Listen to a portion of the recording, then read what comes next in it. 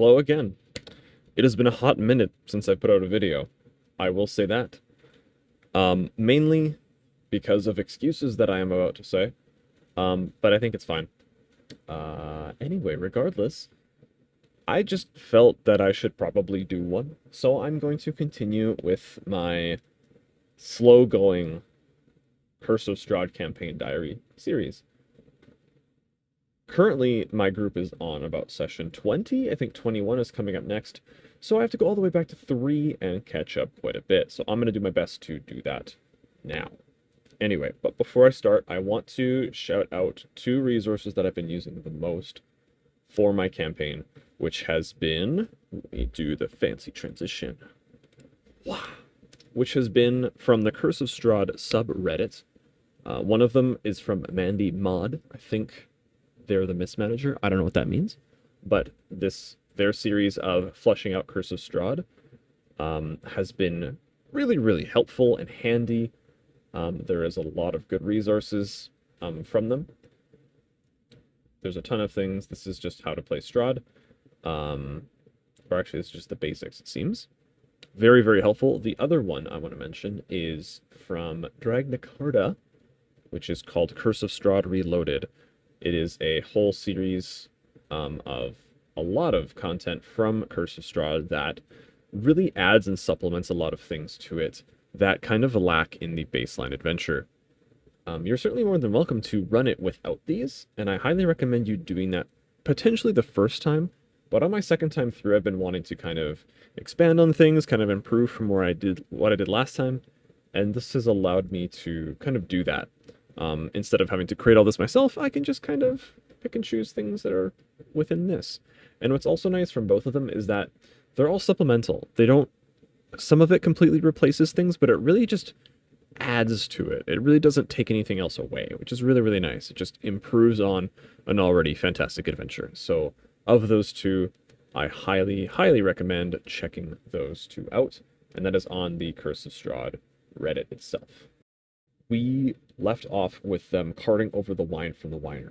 And I made a bit of a mistake here. To get into Krezk, the very isolationist settlement, they had to bring in something new and valuable.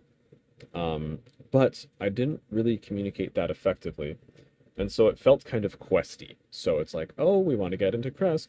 Looks like we have to go do a quest to go to the winery. Can't get in the winery. We need to do a quest to clear out the winery to get inside. And it felt a little bit, yeah, like video gamey, sort of contrived. It felt contrived. And that was a mistake on my part, but improve it for next time. So watch out for that in the beginning. Anyway, but with that, Krezk is a really interesting place in that it is an isolationist, closed system sort of town, settlement village, where nothing goes in and nothing really goes out. They can sustain themselves within, but they do need to bring in wine, so that's their one way of getting in. A really cool thing that was added, I don't remember who it was exactly, from one of the resources that I mentioned at the start. They recommend including, at the beginning, a scenario where to get in, you have to submit to the Trial of Silver, or something you can call it. And basically, they hand them a silver dagger, and they have to make a cut on their arm or a cut on their hand and show that they are in fact not infected with lycanthropy or they're not undead. And so I really like that addition. It really adds to the feel that wary, they're afraid, they're kind of scared. This whole settlement, you really have to put on that aura of fear. But they feel safety because they have the abbot at the Abbey of St. Markovia up at the top of the hill, which I will talk about next. The other really cool part of Krezk is the Abbey of St. Markovia, which has the abbot and the abbey and all the denizens there, which is a whole other thing that I will talk about next video. But I really like all that is up there, so I highly recommend investigating that with your group if you do. So, but I'm going to leave that for next video. So that's pretty much all I'm going to cover for this one. They didn't really do a whole lot. They kind of explored Krezk. They talked about some things. They met their new party member.